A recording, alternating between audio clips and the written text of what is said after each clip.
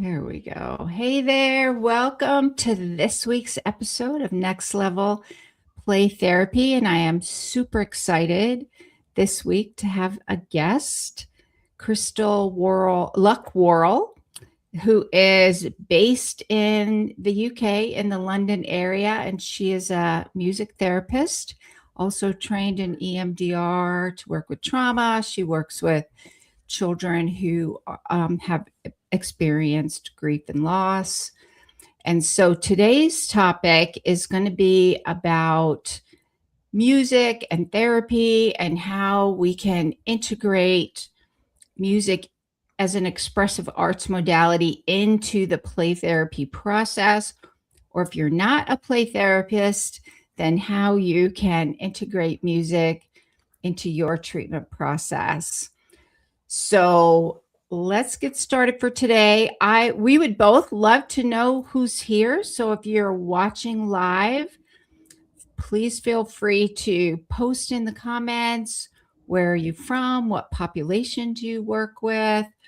Are you trained as a music therapist? Are you a play therapist and you like using music?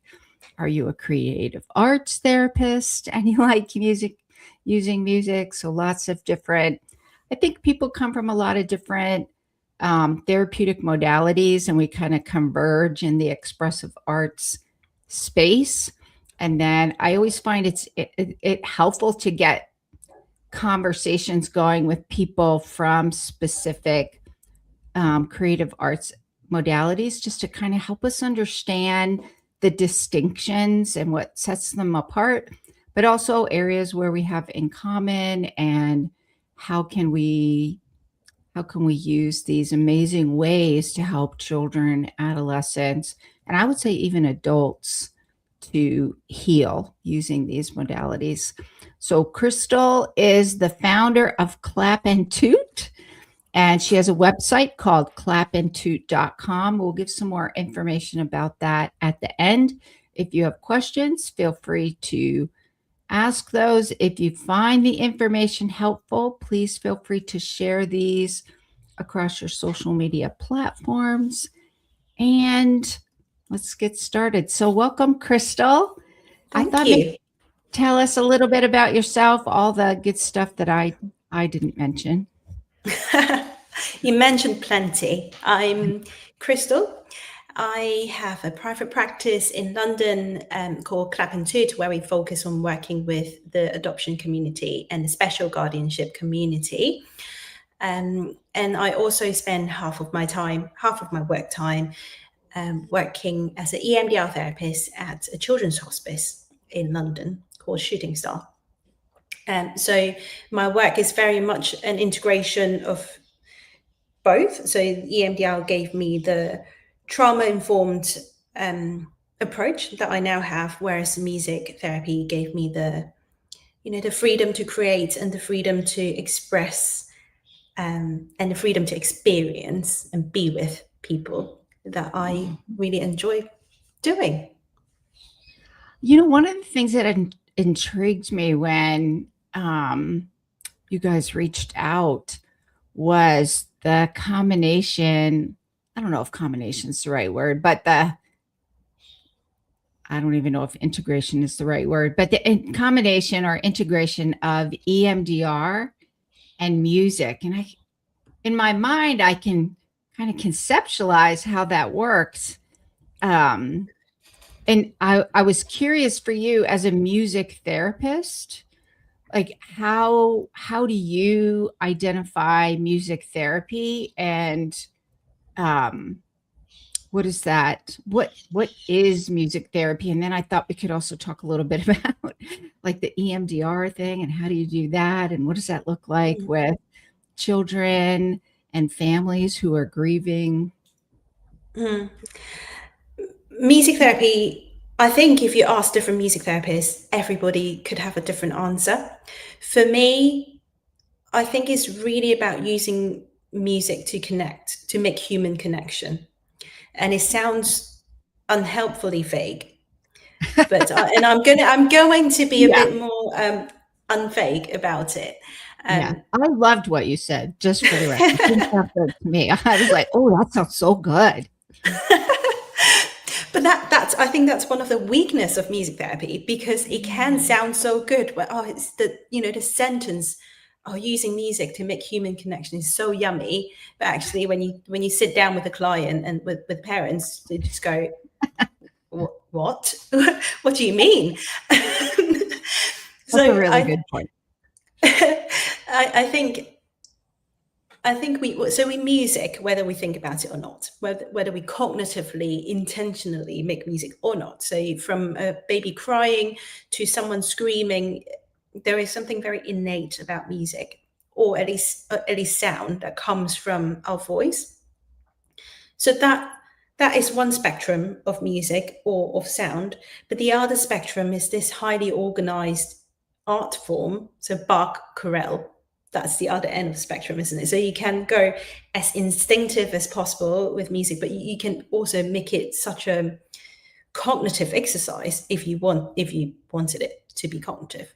And I find that in music therapy sessions, we very much can go flexibly within that spectrum. We explore human experience through the spectrum of music. Mm-hmm. So in my sessions, there's a lot of clinical improvisation involved, especially with children who struggle to use words. Either they are not ready to express themselves verbally, or they can't physically use words.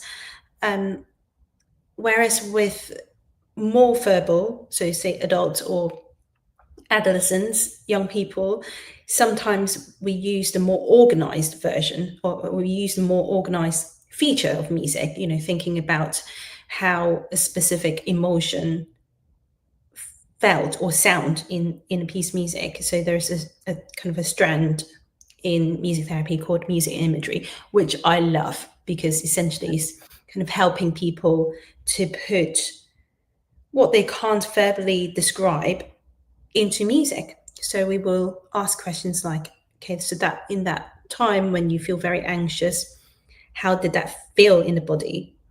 They might say, it felt like someone is squeezing my core, and it felt like my shoulders are tensing. Then I might ask, how would that sound like as a piece of music? So it might be very fast.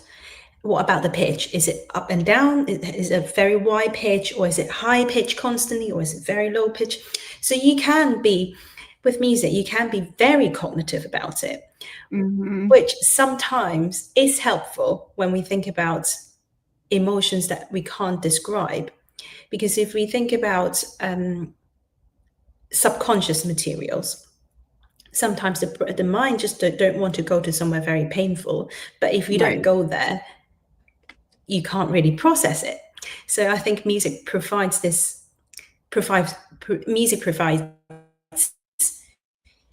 safety in our line of work. That makes sense too, because when you were describing that, I was thinking about the somatic aspect of what you were asking your clients to do. And I think as play therapists, we do that as well.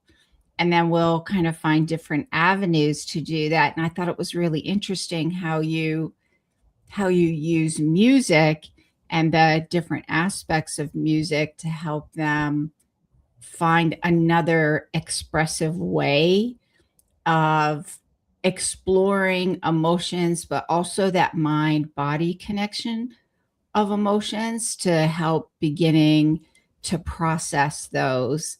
And in my head, I was thinking, oh, I guess that's where you would kind of line that up with EMDR, then beginning to set that stage a little bit of really helping them to connect those painful experiences, even the ones like I'm super interested. I was going to say nerdy, super nerdy. I am nerdy, but I'm pretty sure there are nerdier people than me with neuroscience and attachment. So in my head, I'm like, are you super? It's busy in my head.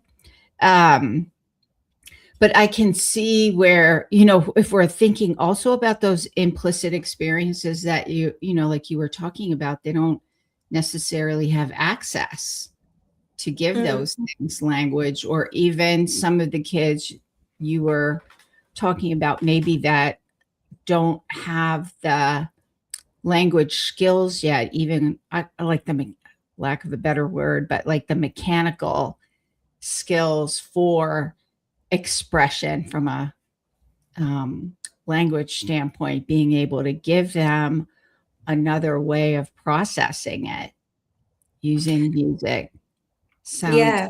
awesome. Yeah. And you point out something quite interesting about music and EMDR and how it fit together. For me, I think for a lot of people, what's really difficult to wrap their heads around is if you know EMDR is incredibly structured. It's an 8-phase protocol. Mhm. We've got a manual, we've got language, we've got scripts. It's very structured. Whereas if you Yeah. think about music therapy or psychodynamically informed improvisation-based music therapy, and I'm guessing it's quite similar in play therapy as well, it's a free-flowing process. And Mhm. how does the two marry? Right? But Yes. I think that's why, as a music therapist, EMDR was really attractive to me, because as a music therapist, yes, I do love that improvisation stance, and I am in no way saying music therapy alone is not enough as an intervention. Right. But there is beauty in order. I'm just, thinking about my musical background. I grew up learning classical music. I'm a pianist, and I used to play Bach. I used to play Mozart, and as lovely as it is to improvise completely freely in sessions, you just think that actually that there is beauty in clear boundaries as well. Mhm. And some of that comes with just the structure of music therapy sessions. But clearly, I think at a point in my career where I was wanting to do EMDR sessions, I was looking for a deeper understanding in trauma and attachments, because that's Mhm. when I've worked with the adoption community and the bereavement community for a few years. And there is just something deeper that I wanted to get into. I wanted another tool to use. I want a structure in my life. So it's not entirely selfless. That I think part of me as a therapist, as a clinician, I long for structure as well. So I started doing the EMDR training, and it was it was a culture shock, because that level of, Yeah. when this happened, you do this, and then there's this, and then there's this. It's absolutely unheard of in music therapy. Right. Yeah, so it was very unfamiliar for me. But once I finished the training, and I feel like I have a bit more confidence, I have a bit more freedom through supervision to kind of think about how to integrate these two things, then you start seeing a lot of things in common, actually, between how trauma manifests itself in the body and music, because music is a physical experience. Mm. Just when You you feel can't it. Yeah. you can't have music without a body. You can't experience music without feeling it in your body. It's vibration. When you talk, when you sing, you feel vibration in yourself. When you're watching someone drumming, you feel the vibration. Even if you listen to a piece of music with headphones on, it's still vibration. And Mhm. the kind of our innate ability to move with music Mhm. is movement. So there is something very innate and instinctive about music, and it's before we can form words. Mhm. So that makes it a really important tool, even in EMDR, with say, adopted children who have had early childhood trauma, who have had attachment disruption early on, because their ability to understand what's happening in the body is different from ours, and their ability to use words might be different from ours as well. I'll give you an example. One of the exercises that I often do in the first few sessions when I just met a child, I asked them, how does excitement sound to you? How would that sound on a piano? And some of them they would just go for it, and it's just like very frantic, usually high pitch, usually very fast. And then I asked the same question: how does anxiety sound to you? And then they did exactly the same thing. And actually, it's very interesting in that the way that children, or the way that young people experience anxiety and excitement is very similar at a bodily level. And then you think about regulation. You think about how parents tell you that, oh yeah, you know, my child, he was having such a lovely time. I don't know what happened. You know, one moment he was giggling, he was laughing, and then another, and then just a second later, it was completely dysregulated. But actually, when you think about the physical experience of anxiety and excitement, they have a lot in common. And we were able to use music to help us understand that. So that's an example of that connection. That's very interesting. Do you ever, so when you were talking about adoption and working with kids who experience the early attachment wounds, do you ever have parents in the sessions with the kids doing some of that attachment work using music? Yeah, sometimes we do. I would say more often in EMDR sessions than in music therapy sessions, because with EMDR is specific in the bilateral stimulation. And when I say bilateral stimulation, it means anything that involves kind of left, right, the body going left, right, alternatively. So the name EMDR comes from eye movement. Right. But actually, our tool really is bilateral movement, because we're trying to encourage the brain to make connections. So we know that through bilateral movement, the body's more able to process some of the difficult memories. I can go very geeky on that, but I might save that for another time. Yeah. So very often in EMDR sessions, I mean, I don't need to tell you, it's just the weirdest thing. If you tell a 7-year-old, now you move your eyes left to right, follow my fingers, they're not going to do it. Right. And even if you tell them, now do that, they might do that. But actually, we want to prioritize giving them space to do the processing. In EMDR with adopted children, we often do a kind of a technique called narrative, where we consult with the parents or the social worker to write out their life story and how they were removed, why they were removed from the birth family. Did they spend time in foster family? Was it a positive experience? And what are some positive experiences that the child can hold on to at different points? And what are the difficult times? And we write that in a third person stance. So we don't write it directly about little Jimmy. We write it about a little bear called Jake, to give a bit more distance. Right. But as I read that story to little Jimmy, I might ask the parents, can you do gentle tapping? Because there is something very valuable about developing that co-regulation skills. And also I'm trying to not be too fake here.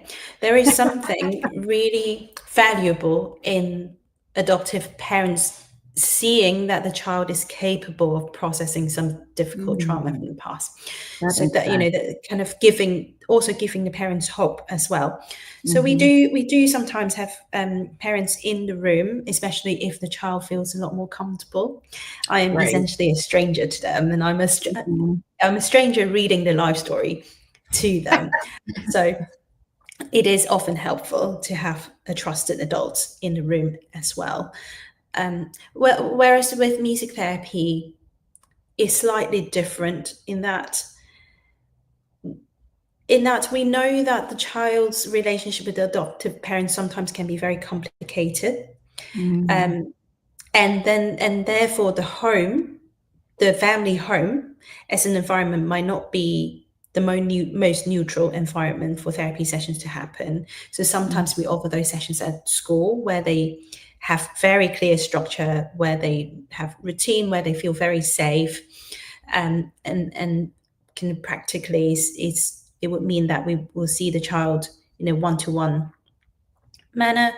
But I think it's equally helpful for some of the older children to have that one-to-one space to explore some difficult themes that they experience with adoptive parents, because they might not have the confidence in their bond to kind of say it. Actually, I don't like the tuna melt you made yesterday, because then they might think, oh, if I say that, what if they don't like me? Would I be sent back? There is a much bigger baggage for them to be able to voice what they think of their parents honestly. And so it's quite helpful sometimes to have that space as well. Yeah. It's interesting because you were talking about using music therapy can be on a spectrum of very structured to very unstructured, and then integrating in another modality that's very, very structured, especially when you're working on some of those trauma experiences, and some of those can include the attachment experiences.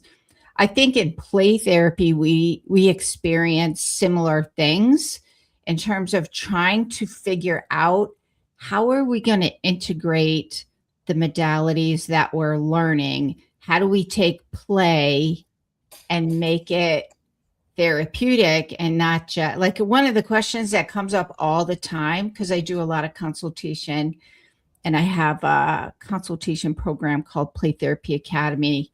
And now I started a membership for people that didn't need Play Therapy Academy. It's called Play Therapy Elevation Circle. That one's newer. But in Play Therapy Academy, one of the things over the years that has come up quite a bit is, which I assume it's similar for music therapy, which is, well, how do I know if it's more than just playing, like just playing in the therapy session? And to me, this is where your theory models come into play, just by the nature of being in a therapy office with the trained play therapist, or in your case, a trained music therapist who also has some other modalities that you've learned as well. But our presence in there, in and of itself, just our presence makes it different. But I'm kind of guessing that you also get that question of, well, aren't you just doing music? And how is that therapeutic? And then also like the second kind of layer of that doesn't necessarily come from parents as much, I think, from in my field, more the play therapists of, I have these different modalities like play therapy. I know the term therapeutic powers of play, but I don't really know what that means a lot of times until we really look at it. But how do I integrate these two different things? And you were talking a little a little bit about that. So I kind of did a wide spectrum there all over the place, from like, how do you make sure, not how do you make sure, but uh, what are your thoughts on, um, why is it not just, we're just playing music in there? And that whole piece of, as you're integrating music and the work that you're doing, how for you, are you able to do that? I think Two very I big think it is actually about communications. How do we communicate our work effectively with people who are not in the room? Because we don't need to convince ourselves that we're doing therapy. I mean, if you do, then you might need your own therapy, and you definitely need supervision if you question that. But I think another way to look at music therapy is to use music to achieve non-musical goals. And if you think of it this way, then you ought to be able to articulate your goals. What are you trying to achieve? Mm. And I think this is the part where I think in creative therapy, in creative modalities, that we don't talk about enough. Because if we don't talk about that, there is a danger that our work would sound wishy-washy. That's a good point. But I think we shy away from talking about it because it takes away the creativity, or some of us might feel like it takes away the creativity of the process, of the therapeutic process, which is essentially what we do. So I think, to answer your question, it is not about questioning whether our work is therapeutic or not. It is about how do we communicate our work to show people that our work is effective and is therapeutic. And for me, one of the best ways to do that is to be very clear about what you're trying to achieve in sessions. I therefore, agree. Sorry. No, it's all right. And therefore, when you review it, you have to be able to articulate your clinical thinking. Why am I playing? Why did I respond to the client's music that way? And if I'm able to articulate it in clinical language and communicate that with the person who's asking me, well, aren't you just playing music? Actually, I think that answers the questions. If we are able to use clinical language to answer that query, then the work is very clear that we have engaged our therapeutic thinking in the process. I totally agree, and I kind of say that pretty similar along the same lines that you explained it. That's kind of how I explain it as well.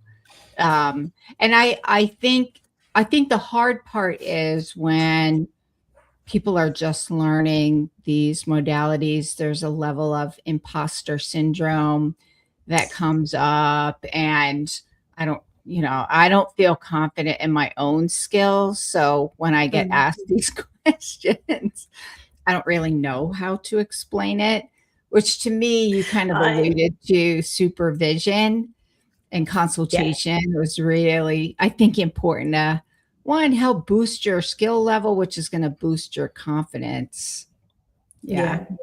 It reminds me of a conversation I had with my placement supervisor. So when I was when I was training, I was talking about how guilty I felt about leaving, because I was leaving, my placement was finishing, and it was hospice work. Hospice work, you have a lot of focus on death and living. That's another little nugget. When we do hospice work, we do the work of death, but that also means that we're doing the work of living, because you can't do the work of death without doing the work of living. Anyway, that's a really good point. I love that. Yeah, she is full of little nuggets like that. My supervisor, my placement supervisor. But in our last supervision session, I was feeling awfully guilty about leaving a client and Mhm. feeling that I couldn't see it till the end with my client, see it till they die. And Mhm. she said to me, Crystal, I think you've got to be more professional. And she said, it sounds awful when I say it like this, and I don't mean it in a rude way. Mhm. Actually, part of the value of our work is the boundary. Mhm. And actually, when we are so in our head thinking, oh, I've really let this person down, I'm not good enough, am I even doing this? Actually, the time that we spend kind of thinking about those things are times that we can't be present with our client, and Mm. that we can't put our focus on our client. And then that is not to say that those thoughts are not valid and those thoughts are not clinically valuable, because we do need to acknowledge those thoughts and be curious about whether it's countertransference or whether it's our stuff or not, or maybe perhaps it's both. But I think it's important for us to be able to kind of look at it very objectively and think, right, I'm questioning my work here. What is it? Is it because I don't know what I'm doing? Is it because the client's response is not something that I expected? Is it Mhm. because I'm not seeing the results that I want to see? And then you question, actually, is the therapy for me or for my clients? Right. So allow yourselves to be informed by those thoughts. And actually, Mhm. those are really valid and prompts for us to be curious about. Yeah. So we have a question, actually. Hey, Sharon Ann. Sharon Ann and I connected on LinkedIn. So Sharon Ann asks, in play therapy, it's a really good question, Sharon Ann. In play therapy and music therapy, do you find that the client emotionally regulates more through the toys or through the therapist's body language and voice? How does the scaffolding also play out in music therapy? Which she then adds, how does scaffolding play out in the environment as well? That's a great question. Yeah. Yeah, that emotion regulation piece, and where does that come from, do you think? Um, I think about what the client is exposed to in a music therapy session. So there is the room, so like Sharon said, there's the environment, the music therapy room. There is me, and then there is this music. So if let's take them apart. There are three elements. So in terms of the environment, I imagine it's the same in play therapy as well, that we Yes, try I to was be just very thinking about the consistent. same three things. Yeah, Instead of music, it would be whatever the toys yeah, are in the play therapy playroom. yeah. Consistency, Mhm. especially in adoption work. You would be, and you might not be surprised, but some children are extremely hypervigilant. So Mhm. if I take out one beta from a jar of betas, they would know. They would immediately walk in a room and they would ask, "Oh, where's that rainbow beta gone?" They would know, and that's very telling. That's from the trauma they had. They have had to Mhm. be very hypervigilant when they were little. They have to check their environment to make sure that they're safe. So there is the consistency in the room, consistency in session time and session duration, um, and whether the room is set up safely or not. And that would be different depending on the child. You might find a child who is really keen to open the lid of the of the grand piano, and then you think, actually, this might not be the best room to use. And other children just, don't think about the lid at all. Not, it doesn't interest them. So it really depends from the child to child, but also accessibility as well. A wheelchair bound child Mm. would need instruments that that's within their reach. So Mhm. there is a lot of thoughtfulness around the setup of the room, what kind of instruments the child wants. And something I like doing in one of the first few sessions is, if I work in a school, I would take them to the school hall where all the instruments are, and I will ask them to choose their own instruments. Mm. So there is some sense of empowerment in there, but also, giving them the choice. Tell me what instruments are you interested in. So that's the environment. And then there's me, the therapist, and how I present myself.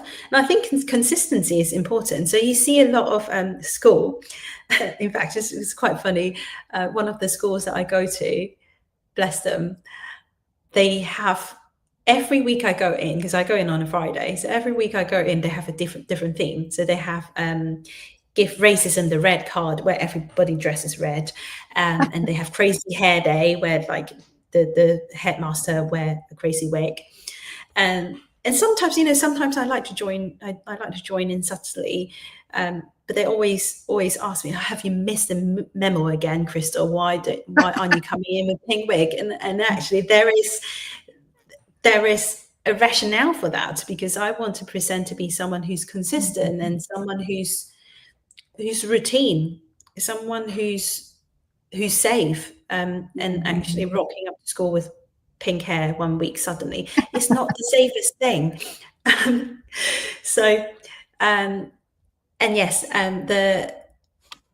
our voice, the tone that we use, we know that children take in our tone and our facial expressions and our gestures before they take in the words that we say.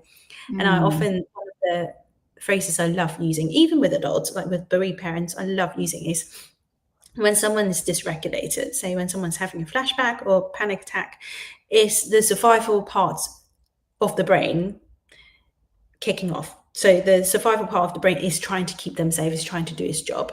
And that part of the brain doesn't speak English. That part of the brain speaks sensory information. So we're talking about gesture and the tone of voice, the pitch of voice, how wide the pitch range. So if you think about me talking now, actually our pitch range is quite a small range.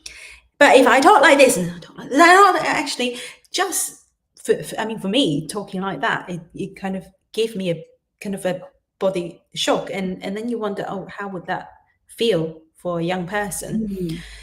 So there is a lot about the kind of being quite curated about the kind of music we use and how we sing. That, our singing voice and the kind of piano. So I'm a pianist. The kind of musical contribution I make. So being very mindful of that, and that kind of touched on the third presence, the music. And like I said earlier, what I love about music is you can be as structured as you like, and you can be as free flow as you like. So if you think about, say, the most joy to the world, why does that sound comforting to us? It's because the rhythm is very steady. It's not joy to the world, the Lord has come. Is very expected. There's no surprise. Harmonically, it's a very standard chord progression. It kind of starts with it starts with a theme, and then it ends with a very expected cadence musically. So for someone who's listening to that, this is a major it's in a major key. It's a very harmonious piece and very safe piece to listen to. Whereas if you choose a piece of music, later classical music, something like Shostakovich, or some movie music, then you might evoke a bit bigger, kind of a bigger surprise, and it depends on the child's capacity or the client's capacity to tolerate those surprises. Awesome. Well, thank you so much. We are going to wrap up. Thank you so much, Crystal, for coming and sharing your knowledge and experience with music therapy. It's really interesting to me as a play therapist, just the nuances, so to speak, for music therapy and how those can be very similar in a different way with play therapy. So we're going to use those therapeutic powers of play based on our theoretical model to, and the same kind of structure with the environment and the toys or whatever activities we're choosing, and the therapeutic relationship. And I think what you did a really nice job of is highlighting the difference between music therapy and play therapy, in that as play therapists, we can use music in the play therapy process. We're going to use music to access those therapeutic powers of play within our therapeutic model. And as a music therapist, you're trained in the nuances of music and sound and how to use that in the healing process. So I appreciate your explanation really about those differences, and then also how you have integrated that different models, right? EMDR and music theory, and found a way to access the power of both, so to speak, for healing. So thank you so much for coming. If people want to reach out to you and connect and chat more about music therapy and how you use that in your work with children and grief and loss and trauma and attachment issues, what's the best way to find you or connect with you? I think my practice name, Clap and Toot, is probably easier to remember than my full name. If you find me on Instagram, you will know that you will see that we're not very active on Instagram. That's because we spend most of our time in the therapy room. But I do answer messages, or you can add me on LinkedIn and we can have a chat. So my full name is Crystal Luk-Worrall. You can also drop me a message on my website, www.clapandtoot.com. Awesome. And we're going to post that in the comments. So the website is clapandtoot.com, and we'll post that in the comments. You can find that. And then we'll drop links in the comments for connecting with Crystal on LinkedIn and Instagram. And so thank you for coming, and I will see all of you next week. Bye for now.